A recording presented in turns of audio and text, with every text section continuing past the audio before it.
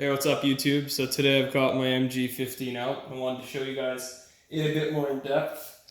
So this is the German MG15 Luftwaffe aircraft mounted gun. This current one is one that doesn't have the bipod or the butt stuck on the end of it. So this is purely used for the German Air Force. And I just want to show you guys the serial numbers and how to detach and the mag and all that type of stuff.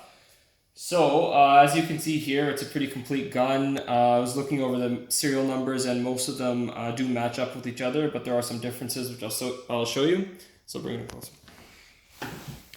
So, what we've got here is starting here, MG15, so 2347. That's going to be the main serial number that we're going to be looking for. Here you can see the swastika marks. The Nazi eagles, markings. Now, in other models, I have seen the actual date of the manufacture here, like 1938, 1939, whatever. But on this case, for some reason, there isn't a date. So I was a bit bummed out about that. But knowing how hard it is to get one of these in Canada, I opted to go for this one. But in in some other models, you will actually see an actual date as well. But obviously, based off of all this, we know for sure this is World War II and most likely in the 1930s. Moving up to here, we can see again 2347, more German markings, and really, I mean, throughout this gun, here's another one here, lots of markings. I just really wanted to show you guys the architecture of this gun. It really is a beautiful gun, super heavy to carry. And just purely made of metal, and it's super heavy, very intricate, very nicely made gun. Now, typically most of the guns in Canada cannot disassemble. They're usually welded shut. That's the way this one was welded. I'm not sure if you can actually see here, but look if you can put the camera through there. It's a bit dark, but it's completely welded here. So the barrel's been welded shut so that you can't chamber around. That's the way this was deactivated. But you can disassemble some parts. So here, if I click this button in here, move it in this way, it can come out. And interestingly enough, you look at this piece here, I'm not sure exactly what to call it, but if you look there, it's a different serial number. So interestingly, this part here is 2347 still. But over here, it's a completely different number. So interestingly, the pieces have been changed up a bit. As you can see, it's quite oily. I try not to touch this part. I try not to really clean the guns too much because I don't want to damage it or do something terribly wrong. It's not that greasy, but it's just, I just try not to touch that part. But interestingly, it allows you to see the internal workings of the gun. So I'll try to lift this up here. And that gives you a bit of a glimpse of the inside of the gun as well. So it's quite neat. Yeah, I just wanted to show it to you guys. Put this part back in. One sec. Can you pause it for a sec? Alright guys, moving on. We're going to show you how to put the mag on here. So you've got your saddle drum mag. This carries 75 bullets. It's a bit hard to do when it's not in free air, but basically the first thing you do is you put the tip part inside the gun and then you lock it in like that. Now this part here is how you lock it. So when you push it in this way, like it moves a little, but you can't detach it. It's firmly in place.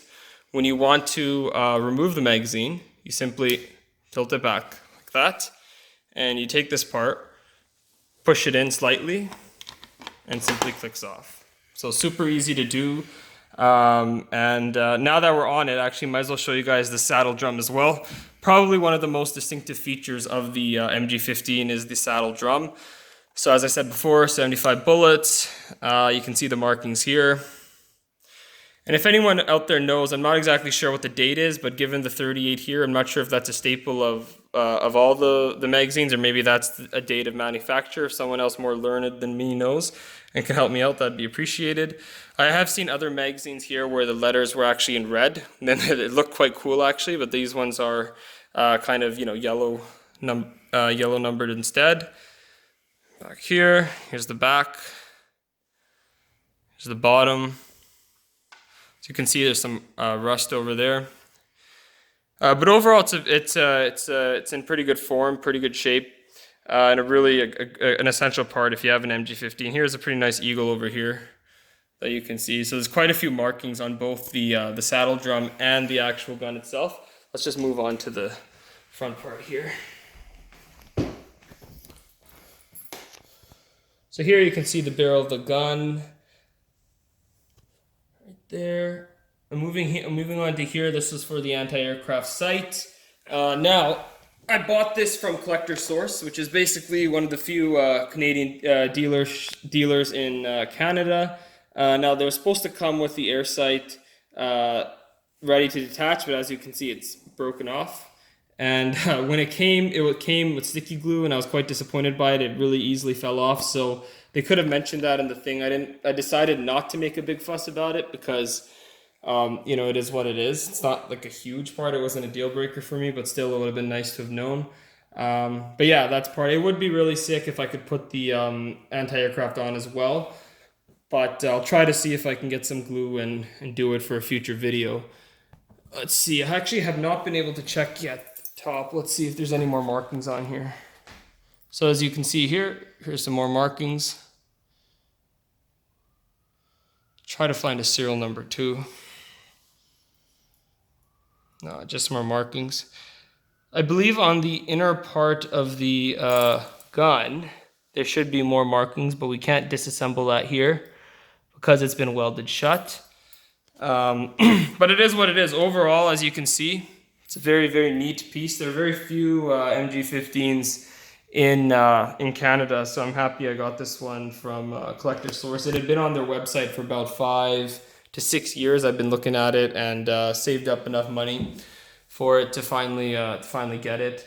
So yeah, I hope you guys enjoyed this video. I really wanted to show you guys a more in-depth view. Thanks to my cousin for helping me film it. As you can see, I still haven't invested in a tripod, but at least I have someone else helping me out here.